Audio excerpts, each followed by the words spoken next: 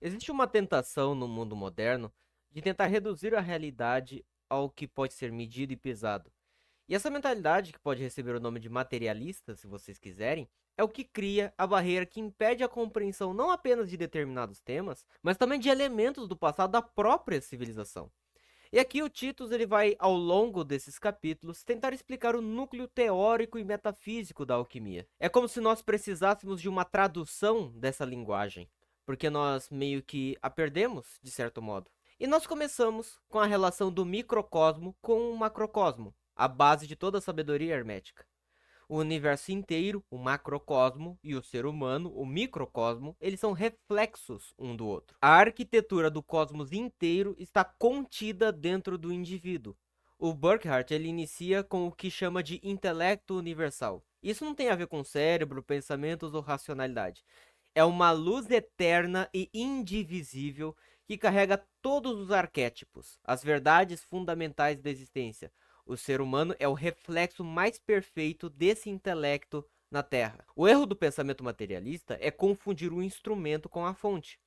A alquimia enxerga a razão como mecanismos de organização. Mas o intelecto universal é uma presença pura, uma consciência que sabe. O texto fala do espelho secreto escondido atrás de 7 portas fechadas, onde cada porta representa um dos 7 planetas tradicionais. Só quando a alma atravessa cada uma dessas portas e se vê nesse espelho, abandona as ilusões e se une ao espírito. Então presta atenção, olha. A ciência moderna diz que a água é H2O, 2 partes de hidrogênio e uma de oxigênio. Essa é uma descrição quantitativa e analítica. Mas você saber que a água é H2O, ela não diz absolutamente nada sobre a essência da água. Você dizer a água é H2O não te diz absolutamente nada. Não te diz a fluidez, a receptividade, o poder purificador da água. H2O é a matéria da água, mas apenas a matéria não nos diz nada, por mais que a dissecamos. É o que o Burckhardt chama no livro de conhecimento vertical e conhecimento horizontal. Ele usa até uma imagem bem visual para isso, ele fala sobre um tecido, né? Então pensa num tecido. Os fios verticais são a essência imutável das coisas, ou seja, é aquilo que nunca muda.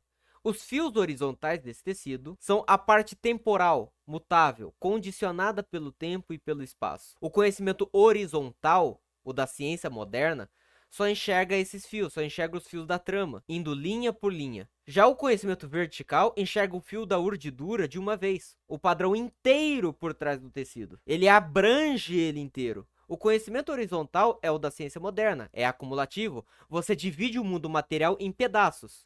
Depois divide esses pedaços em outros pedaços, depois em mais pedaços, dissecando mais e mais a matéria, acumulando uma grande quantidade de registros. O número de ciências e subdivisões delas aumenta. Aumenta o número de departamentos universitários, aumenta o número de especialidades para cada pedacinho. Mas para a ciência tradicional, como a alquimia, não é necessário esse processo constante de divisão e acúmulo de informação. Basta você compreender o arquétipo através da contemplação espiritual. Você capta a ideia essencial, o que a coisa é, sem precisar dissecá-la fisicamente. Se você ainda não entendeu, pensa no seguinte. Pensa em um quadro. Você pode pegar um quadro e você pode medir o tamanho da tela, né, a altura, a largura. Você pode medir o quanto de tinta foi necessário para pintar ela. Ou você pode só ver a pintura e captar a expressão do artista. Perceberam? A descrição química da tinta, ela tá totalmente correta, mas a essência do quadro não tá ali. Você saber a proporção do quadro, qual a fórmula química da tinta e quanto de tinta foi usada, não vai te dizer nada sobre a pintura. Nada, nada, nada. De um lado você tem o espírito, o eidos, a forma essencial, o princípio ativo, a polaridade masculina, e do outro lado você tem a matéria, Healy, a substância, o princípio passivo, o receptáculo feminino. Quando se fala de matéria, logo se pensa em algo morto, inerte. Mas para os antigos, a matéria corporal, ela tinha o que chamavam de porosidade espiritual. É um espelho passivo, sempre pronto para receber e refletir a ação do espírito. No século XVII, o Robert Boyle, que é basicamente considerado o fundador da química moderna, ele escreveu um livro chamado O Químico Cético. E ali ele achou que com esse livro ele teria acabado com a alquimia.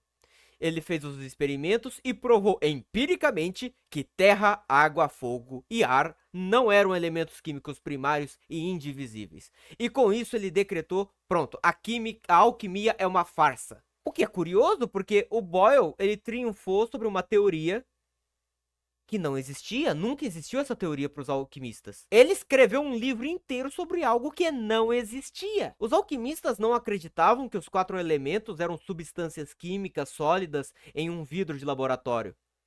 Para a tradição hermética, esses elementos eles são condições da matéria, são qualidades que podem ser encontradas em basicamente tudo, até na sua personalidade. Essas qualidades se aplicam à alma humana. A terra, por exemplo, é a nossa tendência à inércia, o peso que nos puxa para baixo, o que nos prende aos hábitos do corpo. A água é a nossa capacidade de assumir formas, a receptividade, a capacidade de se adaptar. O ar representa a nossa consciência livre, móvel.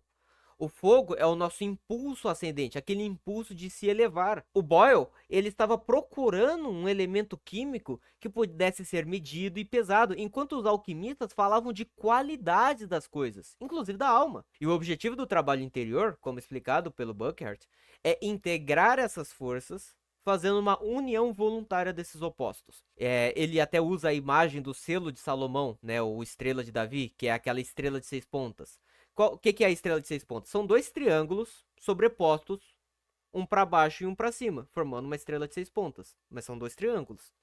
O triângulo que aponta para baixo é o da água, que tende a descer. O que aponta para cima é o fogo, subindo.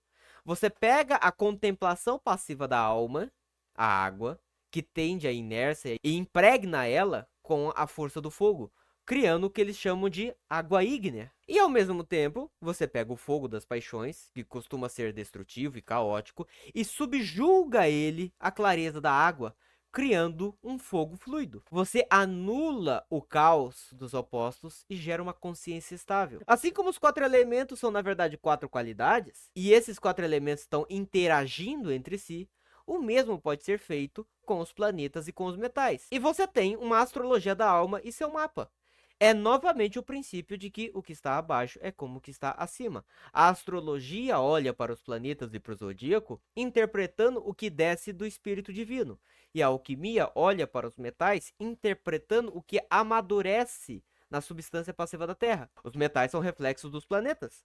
Todos os símbolos astrológicos que conhecemos, e você pode dar aí uma pesquisada no símbolo dos planetas, você vai reparar que todos os símbolos são formados por, no máximo, 3 itens. Com a combinação desses 3 itens, você vai fazer o símbolo de todos os planetas. Então, você tem, por exemplo, o círculo, que representa o Sol, o ouro, o polo ativo, o masculino, o espírito.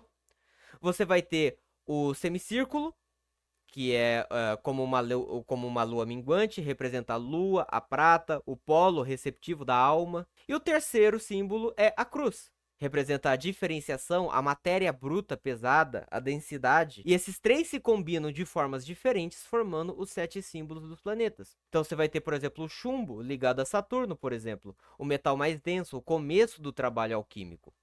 O símbolo do chumbo, ele é um semicírculo com uma cruz em cima. É como se a alma estivesse ali sendo esmagada pela cruz da matéria. A alma embaixo da densidade terrestre. É um estado de inércia, de melancolia, de restrição, a matéria oprimindo a alma. Isso está dado no próprio símbolo de Saturno e do chumbo. E é muito interessante porque, embora Saturno represente o chumbo, que é a morte, é o peso, né, no mundo dos metais, na hierarquia celeste, ele também representa o intelecto. Então, por um lado, Saturno e o chumbo e tudo ligado a ele representa a morte, peso, densidade, mas por outro ele representa o intelecto, porque ele ocupa a órbita mais externa e próxima do divino. É o planeta mais longe da Terra. É como se fosse aquele que está mais próximo do céu. E ele ensina que a morte do ego é o único caminho para a consciência suprema. Então Saturno acaba representando coisas que são desconfortáveis, mas que muitas vezes são necessárias. Então, a morte do ego é muito dolorosa, mas ela é necessária, porque ela é o único caminho para a consciência suprema, para a elevação. O cobre, que é regido por Vênus, qual que é o símbolo de Vênus? O símbolo de Vênus é um círculo com uma cruz embaixo. Então, é como se o círculo do Sol, o espírito, agora está em cima da cruz. O espírito acordou e subiu. ele tá ativo. Mas a cruz continua na base. Então ela ainda possui as amarras terrestres. E olha só, o Mercúrio, que é regido pelo planeta Mercúrio, né, do mesmo nome, é o único que junta os três.